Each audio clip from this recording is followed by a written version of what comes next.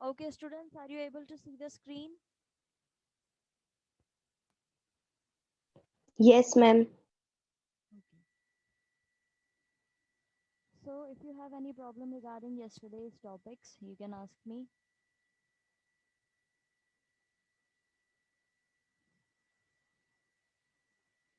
किसी को भी कोई भी दिक्कत आई है कल जो हमने पढ़ा थे टॉपिक्स उनमें तो आप पूछ सकते हैं अभी.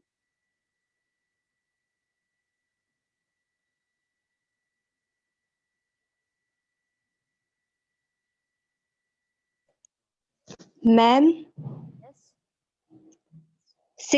6.3 टॉपिक है ना, टाइटल्स एंड गिफ्ट्स. यस. उसका second para. The granting of titles to men. Yes ma'am. Okay.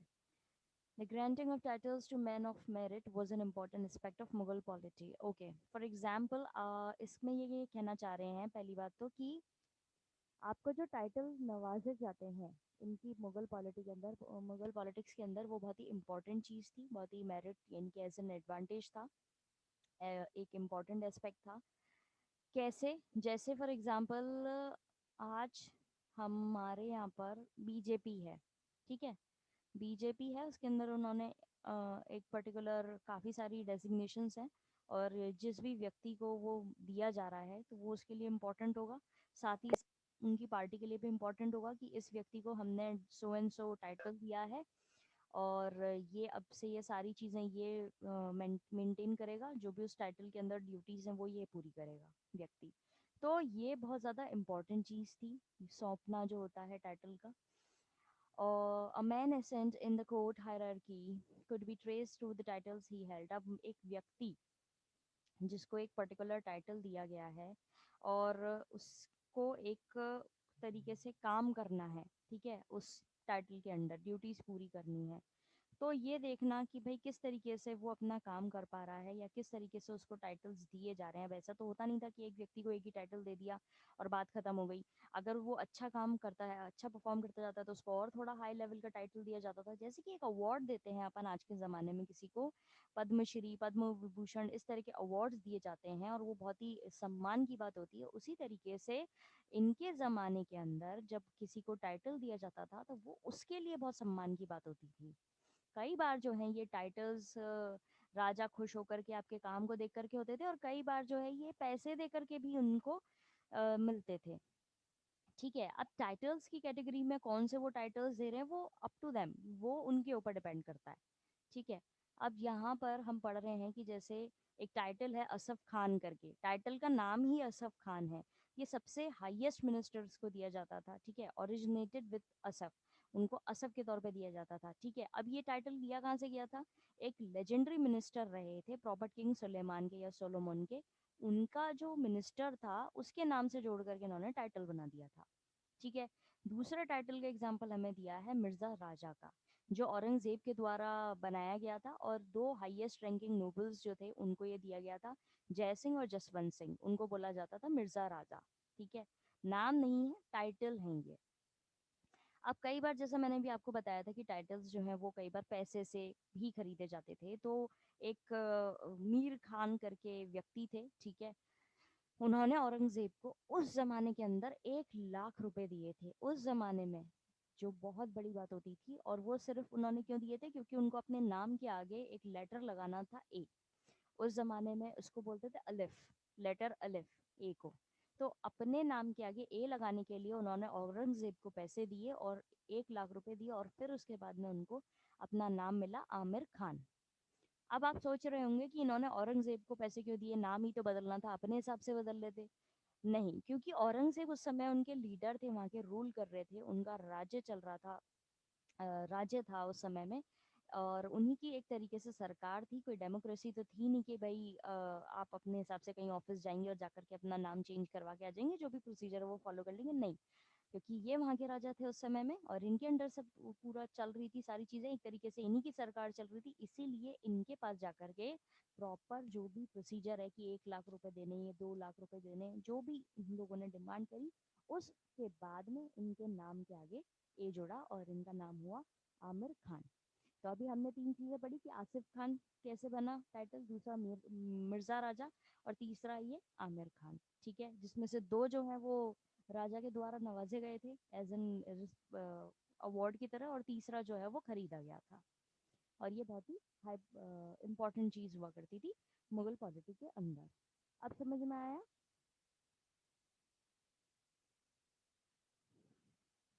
Yes ma'am. Okay. किसी और को कोई दिक्कत, किसी भी चीज़, कोई चीज़ समझ में नहीं आ रही हो तो पूछ सकते हैं आप। No, ma'am, no problem. Okay, अब आगे बढ़ते हैं। इम्पीरियल हाउस होल्ड, जैसा कि मैंने आपको कल भी इसका एक इंट्रो दिया था, फर्स्ट पैरा पढ़ा था हमने कि किस तरीके से हरम करके चीज़ होती थी, हैरम या हरम, ठीक है। और उसके अंदर बेसिकली लेडीज़ का होता था ये, और सब तरह के लोग रहते थे, और उनके रिश्तेदार जो होते थे जुड़े हुए वो भी रहते थे, सर्वेंट्स रहते थे, स्लेव्स रहते थे, ये सारी चीज़ें इसमें होती थी। अब राजपूत क्लैंस हो या मुगल हो, इन सब की शादी जो है वो एक तरीके से एक क्या सौदे की तरह देखी जाती थी, जहाँ पर पॉलिटिकल राजनीतिक रिलेशनशिप को जोड़ करके देखा जाता था कि उनको अब नया रूप देने के लिए भी शादी करवाई जाती थी। ये गिफ्ट, और उसके साथ में शादी जब होती थी तो उसके साथ में वो अपने कोई किंगडम जो है वो भी दे देते थे एज एन गिफ्ट के तौर पर, ठीक है। और उसको अगर जनरल लैंग्वेज में बोला जाए तो एज अ डाउरी, दहेज के नाम पर वो भी दे देते थे, ठीक है। इससे क्या होता था कि अब जो इनका रिलेशनशिप है वो और मजबूत हो गया है, दो ग्रुप्स जो है रूलिंग ग्रुप्स हो गए, उनके बीच में रिलेशनशिप अब ज़्यादा मजबूत होगा, और वो एक दूसरे को सपोर्ट भी करेंगे, ठीक है। ये चीज़ हुआ करती थी। और ये किसके थ्रू हुआ करती थी? लिंक ऑफ मैरिज, यानी कि शादी का जो एक लिंक है उसके दौरान उससे होती थी, ठीक है। इसके कारण मुगल्स जो है उन्होंने अपना किंगशिप को बहुत, उनका जो नेटवर्क था वो बहुत अच्छे से फैला, और बहुत इंपॉर्टेंट ग्रुप्स इसके अंदर एड ऑन होते गए, और उनका एम्पायर जो है बहुत ज़्यादा बड़ा हो गया था, ठीक है। अब इसको मैं आपको लाइन टू लाइन पढ़ाती हूँ। Both for the Rajput clans as well as the Mughals, marriage was a way of cementing political relationships and forging alliances. अब राजपूत हो या मुगल्स हो, दोनों ही अपने बच्चों की शादियां करवा करके इस तरीके से करवाते थे कि आगे जा करके इनके राजनीतिक रिश्ते मजबूत हों और उनको नया शेप मिले। The gift of territory was often accompanied by the gift of daughter in marriage. अब एक राज्य गिफ्ट में देना वो अक्सर कब होता था? जब वो अपनी बेटी की शादी करा देते थे, उसके साथ में वो देते थे। This ensured a continuing hierarchical relationship between ruling groups, और ये इससे क्या कंटिन्यू रहता था, जो इनका रिश्ता था इसमें ये एक चीज़ से दूसरी चीज़ को सौंपते थे, वो रूलिंग ग्रुप्स के बीच में चलता रहता था। It was through the link of marriage and the relationships that developed as a result that the Mughals were able to form a vast kinship network that linked them to important groups and helped hold a vast empire together. अब इससे क्या होता था? जब ये शादी कर देते थे, इस तरह के रिश्ते निभाते थे, इससे उसका रिजल्ट क्या निकलता था कि मुगल्स ने अपना जो किंगडम नेटवर्क था वो बहुत आगे तक फैला लिया, उसके अंदर कई सारे इंपॉर्टेंट ग्रुप्स और अलग अलग कम्युनिटी के लोग इंक्लूड होने लगे, और इससे इनको मदद मिलती थी इतने बड़े एम्पायर को आसानी से चलाने में और उस पर अच्छे से होल्ड करने में, ठीक है। हम इसको आप प्रेजेंट डे लाइफ से ऐसे कंपेयर कर सकते हो कि अभी तो क्या हमारे देश में डेमोक्रेसी है और कोई इस तरह का राजा वगैरह का सीन नहीं है, लेकिन जैसे अगर दो ग्रुप्स हैं, दो बिजनेस ग्रुप्स हैं, ठीक है, बहुत ही हाई प्रोफाइल ग्रुप्स हैं, और दो कंपनीज हैं, उनके बीच में जो अगर इस तरह का रिलेशनशिप हो जाता है, शादी वगैरह हो जाती है उनके आपस में बच्चों की, तो क्या होता है? बच्चों की शादी हो जाने के बाद में वहाँ पर जो कंपनीज हैं उनका मर्ज हो जाता है, कई बार वो आपस में मर्ज कर जाती हैं, और फिर वो अलग तरीके से एक नई कंपनी बना देंगे या अपनी कंपनी का नाम चेंज कर देंगे और फिर उसको आगे चलाएंगे। तो इस तरीके से क्या हो रहा है, शादी के नाम पर शादी के साथ साथ वो गिफ्ट के तौर पर एक कंपनी दूसरी कंपनी को भी दे रहे हैं। तो उसी तरह पुराने ज़माने में वो आपस में एक दूसरे को शादी करवा करके कि हमारी बेटी से शादी कर लोगे तो हम ये फला फला राज्य जो है ये आपका हो जाएगा, ये हम आपको एज ए गिफ्ट की तरह दे देंगे, वो हुआ करता था, ठीक है। किसी को कोई दिक्कत फर्स्ट पैराग्राफ के अंदर कुछ समझ में नहीं आया हो?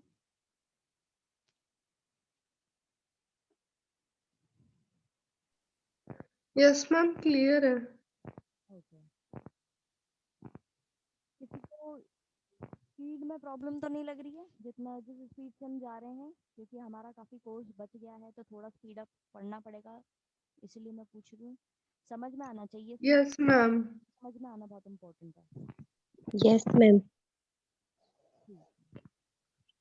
अब मुगल हाउसेस यहाँ पर दो, मतलब किस तरह की आइटम्स हुआ करती थी। Ma'am yes. मैम आपकी आवाज काफी धीरे आ रही है। अब आ रही है? Yes ma'am. ओके। अभी भी काफ़ी धीरे है या काम चल रहा है आपका? नहीं नहीं मैम, अब ठीक है। मैम अब ठीक है एकदम। चलिए ठीक है। अब मुगल्स जो थे वो कैसे मेंटेन करते थे अपनी इतनी सारी वाइफ्स को, और जो वाइफ्स के अलावा उनके लेडीज थी जिनको हम बोलते हैं आगाज, ठीक है, जो जिनको एक नोबल बर्थ नहीं मिला था, यानी वो शाही खानदान से बिलोंग नहीं करती थी, तो इन लोगों को ये मेंटेन कैसे करते थे। बेगम जो है उनको बहुत ज़्यादा अमाउंट मिलता था, कैश और वैल्यूएबल चीज़ें मिलती थी, डावर यानी महर, ठीक है, और नेचुरली उनको एक हायर स्टेटस दिया जाता था, ज़्यादा अटेंशन दिया जाता था उनके हस्बैंड्स के द्वारा रादर देन दैट आगाज, ठीक है। आगाज कौन थे? आगाछा और लेसर आगा यानी कॉन्क्यूबाइंस यानी मिस्ट्रेसेस, यानी कि उनकी अलग थोड़ी पोजीशन हुआ करती थी, उनको वो होती तो मतलब एज इन, कहते हैं ना कि एक्स्ट्रा, अभी आज के ज़माने में कह सकते हैं अपन एक्स्ट्रा मैरिटल अफेयर्स वाले जो लोग होते हैं, जिनकी वो कैटेगरी होती है, जिनको गलत तरीके से देखा जाता है, नेगेटिव उसमें देखा जाता है, लेकिन पहले के ज़माने में इस तरह की चीज़ें बहुत ही नॉर्मल हुआ करती थी रॉयल फैमिलीज़ के लिए। भले ही वो मुगल्स के तो बिल्कुल ही नॉर्मल हुआ करती थी कि वो अपनी वाइफ्स के अलावा पहले तो 3-4 शादियाँ, और उसके बाद में शादी हो जाने के बाद में भी एक्स्ट्रा वो रखा करते थे अपनी इस तरह की चीज़ों को, मिस्ट्रेसेस को, जिनको बोलते थे कॉन्क्यूबाइंस, ठीक है, तो उनको बोलते थे अगाथा या फिर लेसर आगा, ठीक है। अब इनको लोअर पोजीशन मिलती थी, और ये जो फीमेल्स होती थी इनको, ये जुड़ी तो रॉयल इससे ही होती थी, लेकिन इनका इम्पोर्टेंस कम होती थी। इनको मंथली अलाउंस दिया जाता था, ठीक है, इनको भी पैसे दिए जाते थे मंथली, और इनको गिफ्ट्स भी दिए जाते थे इनके स्टेटस के अकॉर्डिंग। अब ये फैमिली स्ट्रक्चर जो है पूरी तरीके से स्टैटिक नहीं था, यानी नहीं था। आगा और अगाचा जो है वो बेगम की पोजीशन पर राइज कर जाते थे कभी कभी, और वो होता था हस्बैंड की इच्छा से। अगर जो हस्बैंड है, जो राजा है, ठीक है, जिसकी ये आगा और या अगाचा जो भी है, अगर उसकी इच्छा है तो उनको बेगम का दर्जा दे देता था हस्बैंड, यानी राजा। और ये भी प्रोवाइड कराया जाता था कि उनकी पहले से 4 बीवी नहीं हो, तभी उनको उनके पास हक होता था कि वो बेगम का दर्जा आगा या आगाछा को दे सके। लव और मदरहुड जो है वो इम्पोर्टेंट रोल प्ले करता था इस तरह की वेमेन के स्टेटस में, लीगली जो शादी करके आती थी उनके लिए। आप इसको लाइन टू लाइन पढ़ेंगे तो picture will be more clear in front of you all, okay. Mughal households. In the Mughal household, a distinction was maintained between wives who came from royal families, begums, and the other wives, agas, who were not of noble birth. अब क्या है, काफ़ी differences रहते थे दोनों wives के बीच में, जिनको मेंटेन करने पड़ते थे। रॉयल फैमिलीज यानी बेगम, और अदर वाइफ्स यानी आगाज, जो कि किसी नोबल खानदान को बिलोंग नहीं करती थी। The begums married after receiving huge amounts of cash and valuables as dower mehr naturally received a higher status and greater attention from their husbands than did आगाज। अब आपको अगर पता हो कि मुगल्स जो रहे हैं, मुस्लिम्स कम्युनिटी के जो लोग होते हैं, वहाँ पर थोड़ा सा उल्टा चीज़ होती है, अपोजिट चीज़ होती है। जैसे हमारे यहाँ पर हिंदुओं के अंदर बेटी की शादी होती है तो हम लोग दहेज देते हैं, लड़की वाले दहेज देते हैं, और इनके यहाँ पर ऐसा होता है कि जब बेटी की शादी होती है तो उनको दहेज दिया जाता है, ठीक है, मेहर के नाम पर इनको मिलती है, अमाउंट मिलता है। तो जब इनकी बेगम्स की शादी होती थी तो इनको कैश और वैल्यूएबल आइटम्स दिए जाते थे एज अ किसके टाइप चीज़ के अंदर, मेहर के तौर पर दिए जाते थे, जिसको बोलते हैं डावर, ठीक है। और इनको इसके इनके स्टेटस के हिसाब से ही दिए जाते थे। Naturally received higher status and greater attention from their husbands than did आगाज, और इनको स्टेटस भी बहुत अच्छा मिलता था, और साथ साथ इनको ज़्यादा ध्यान दिया मिलता था अपने हस्बैंड का। किसके कंपैरेटिवली? आगाज कंपैरेटिवली उनको कम मिलता था। The concubines agha, aghacha Lesser Agha occupied the lower position in the hierarchy of females intimately related to royalty. अब concubines जो है उनको कम importance दी जाती थी, lowest position दी जाती थी comparatively जो royal begums होती थी उनके comparatively. They all received monthly allowances and cash supplemented with gifts according to their status. अब इनको monthly allowance दिया जाता था cash के तौर पे, इनको cash दिया जाता था, monthly पे करते थे, जैसे सैलरी के तौर पे समझ लो, लिखना मत बस कहीं, और साथ ही साथ इनको कुछ गिफ्ट्स भी दिए जाते थे इनके स्टेटस के अकॉर्डिंगली। जितना बड़ा स्टेटस उतने महंगे गिफ्ट्स, जितना छोटा स्टेटस उतने ही छोटे और कम valuable gifts. The lineage based family structure was not entirely static. अब ये जो फैमिली स्ट्रक्चर था वो पूरी तरीके से स्टेबल नहीं था।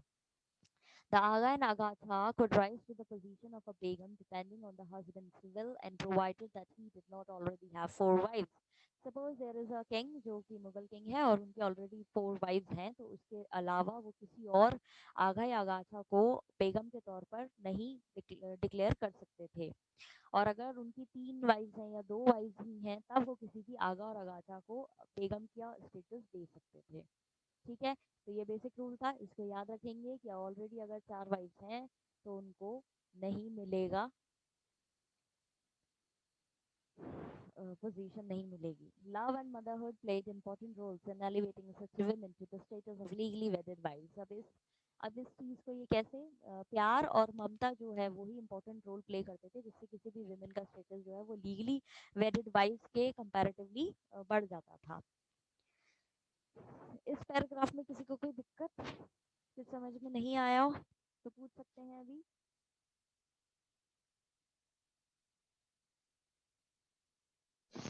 मैम यस, मैम एक्चुअली यहाँ से ये जो है ना, the lineage based family structure was not entirely static. Okay ma'am actually network issue आ गया था तो ये छूट गया। ओके, कोई बात नहीं, देखिए वापस से। अब इनका जो फैमिली स्ट्रक्चर होता था ना कि वंशावली जिससे कह सकते हैं हिंदी में, ठीक है, लाइनेज को वंशावली कहते हैं, कि वंश आगे कैसे बढ़ेगा वो बिल्कुल भी स्टैटिक नहीं था। क्यों? क्योंकि यहाँ पर क्या, जैसे आपने वैसे भी देखा होगा कि आपने सुना होगा कि किस तरीके से छोटे उसने भाई ने बड़े भाई को मरवा दिया, उसका मर्डर प्लान कर दिया।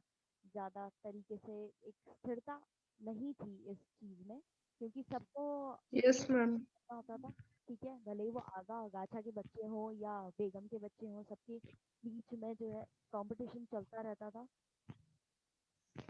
अब क्या होता था, आगा और अगाथा जो है वो बेगम की पोजीशन पे भी आ जाती थी कई बार, और वो बेगम की पोजीशन पे तब आती थी जब राजा की इच्छा होती थी कि भाई उस व्यक्ति को उस लेडी से ज़्यादा कनेक्शन फील हो रहा है या जो भी सर्कमस्टेंसेस रहे हो, तो मैं इनको एज अ बेगम की तरह डिक्लेयर कर दूंगा, और फिर उसके बाद में अब कोई छोटे तब मतलब स्टेटस वाला व्यक्ति जिसको बड़ा स्टेटस मिल रहा हो, तो वो यही उम्मीद करेगा ना कि आगे जाकर के उनके बच्चों को सिंहासन मिले, तो उसके लिए भी कई बार लड़ाई होती थी। तो इसलिए इनका जो वंशावली थी ना वो प्रॉपर्ली स्टैटिक नहीं थी, काफ़ी सारी वाइफ, काफ़ी सारे बच्चे, और पोजीशन सिर्फ एक, तो उनके बीच में आपस में काफ़ी कॉम्प्लिकेशंस रहते थे। ठीक है, अब ये जो छोटे स्टेटस से ऊपर आना, बेगम कहलाना, ये कैसे होता था, जब ये अच्छे, अब इनके बच्चे हो जाते थे तो प्यार और ममता का वो भी चला रहता था, एक प्रॉपरली जैसे एक नॉर्मल लाइफ जी जाती है वो भी चली रहती थी। तो क्या कई बार क्या होता था, राजा वगैरह जो होते थे वो इस चीज़ को देख करके काफ़ी अच्छा फील करते थे, तो वो अपने हिसाब से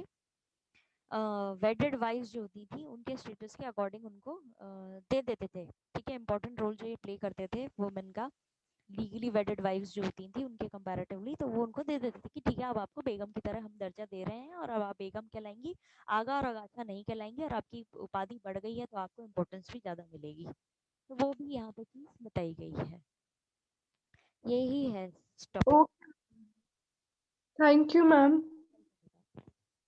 अब वाइफ के अलावा भी कई सारे मेल और फीमेल स्लेव्स होते थे जो मुगल हाउस होल्ड के अंदर रहते थे। स्लेव्स यानी गुलाम हुआ करते थे। उनका टास्क तो होता था कि उनको अलग अलग काम करने पड़ते थे रोजमर्रा के जो थे। उसके अंदर उनको स्किल, टैक्ट और इंटेलिजेंस की ज़रूरत होती थी। स्लेव जो है वो अधिकतर यूनक्स होते थे, ठीक है, ख्वाजा सारा जिनको कहा जाता है। इस वर्ड को आप फाइंड आउट करके लाएंगे, ठीक है, इसको आप देखेंगे और फाइंड आउट करेंगे, ठीक है। और ये क्या होते हैं, कई एक्सटर्नल और इंटरनल लाइफ जो होती है घर की, वो इसमें इम्पोर्टेंट रोल प्ले करते थे। जैसे कि आपने Jodha Akbar, again I am referring to this again, this common movie, क्योंकि इस चीज़ को आप इसलिए ज़्यादा समझ सकते हैं उस मूवी से क्योंकि वो भी मुगल अकबर के बारे में ही थी, इसलिए वहाँ पे आपको ये चीज़ें देखने को मिलेगी कि यूनिक्स कौन होते थे, ठीक है। अब ये किस तरह का रोल प्ले करते थे, ये कई बार गार्ड, सर्वेंट या एजेंट्स जो है उनके भी तरह से काम करते थे। एक जगह से दूसरी जगह तक अगर उनको लेडीज़ को कोई बात पहुंचानी होती थी तो वो इनको कन्वे कर देते थे और फिर वो आगे जा करके जहाँ भी उनको बात पहुंचानी होती थी उनको बोल देते थे, ठीक है। इस तरह की चीज़ें भी हुआ करती थी। और ये गुलाम भी हुआ करते थे यहाँ पर। इसको लाइन टू लाइन पढ़ते हैं। Apart from wives, numerous male and female slaves populated the Mughal household. Male और फीमेल गुलाम दोनों हुआ करते थे। The tasks they performed varied from the most mundane to those requiring skill, tact and intelligence. क्या होता था, इनको परफॉर्म करने होते थे कई सारे जो घर के काम होते थे, कई सारे डिफरेंट टास्क होते थे जिसमें हुनर की ज़रूरत होती थी, इंटेलिजेंस की ज़रूरत होती थी। वो सारी चीज़ों के लिए ये मतलब करना होता था।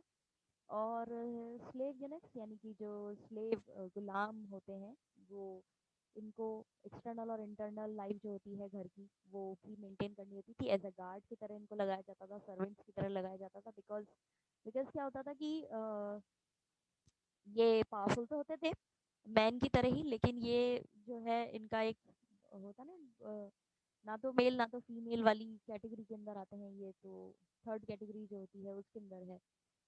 तो इसलिए इन पे ज़्यादा विश्वास किया जाता था और इनको वुमेन की सेफ्टी के लिए लगाया जाता था। समझ आया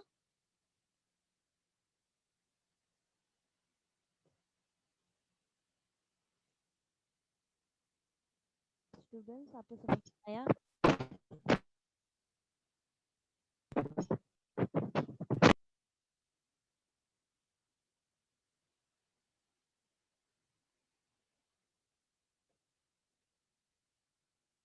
are you able to hear me? आप मुझे सुन पा रहे हैं?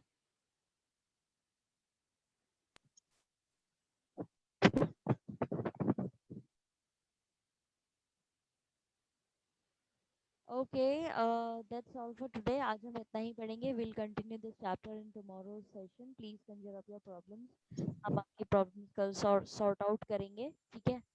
और आपको आपका हाफ ईयरली एग्जाम का सिलेबस जो है वो आज मिल जाएगा via, okay.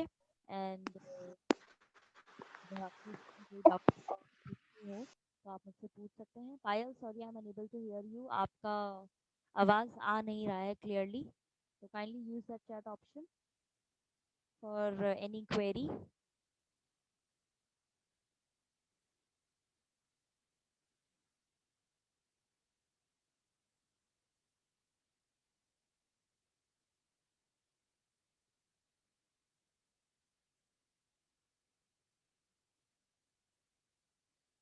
Okay students, so that's all for today.